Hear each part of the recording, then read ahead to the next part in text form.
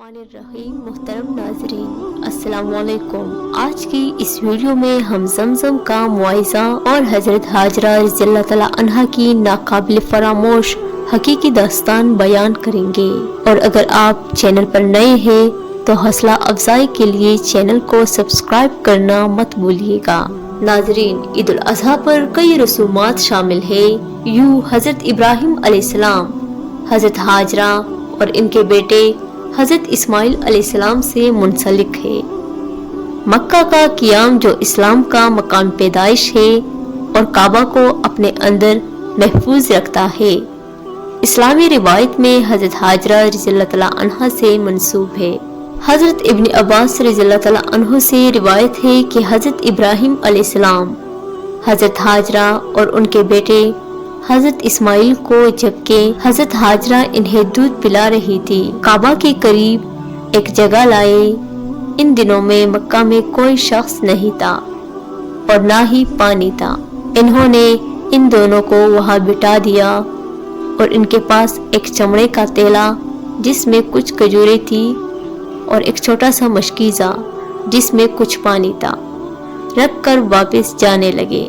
हज़रत इस्माइल अलैहिस्सलाम की माँ उनके पीछे चली और कहने लगी, ए इब्राहिम, आप हमें इस वादी में छोड़कर कहाँ जा रहे हैं? यहाँ कोई नहीं है। इन्होंने ये बात इनसे कई बार कही लेकिन उन्होंने इनकी तरफ नहीं देखा। तब हज़रत हाजरा रज़ियल्लाहु तआला अन्हा ने पूछा कि अल्लाह ने आपको ऐसा करने का हुक्म दिया है? इन्होंने कहा, हाँ।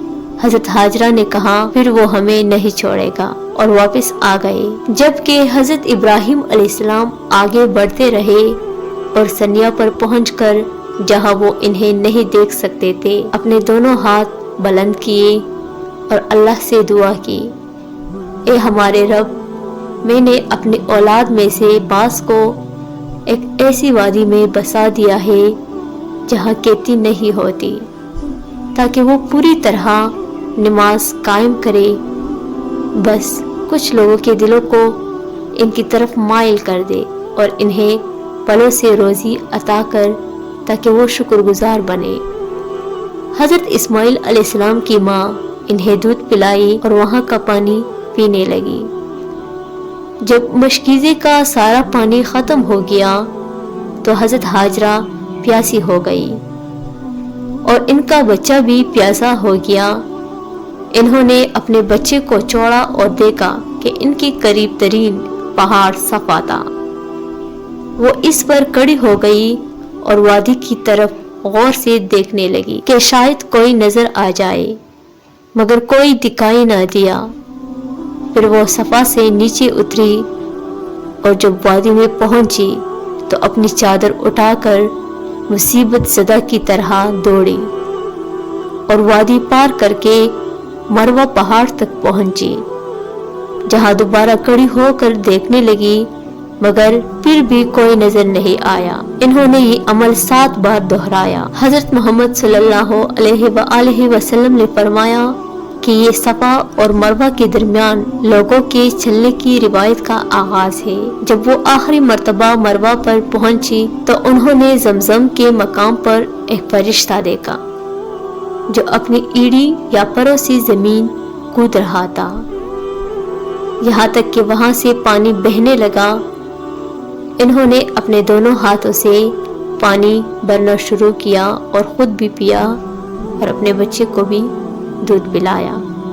फरिश्ते ने इनसे कहा, डरो नहीं कि तुम नजरअंदाज की जाओगी, क्योंकि ये अल्लाह का घर है जिससे ये बच्चा और इसका वालिद तामीर करेंगे और अल्लाह अपने लोगों को कभी नजरअंदाज नहीं करता।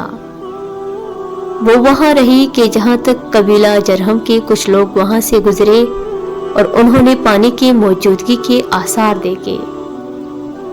इन्होंने 1 या 2 कासिद भेजे जिन्होंने पानी के नलका का पता लगाया, तो वो सब इस तरफ आए और हज़रत इस्माइल अलैहिस्सलाम की माँ के पास जाकर कहा, क्या आप यहाँ रहने की इजाज़त देगी? उन्होंने जवाब दिया, हाँ, मगर तुम्हें पानी पर कोई हक नहीं होगा।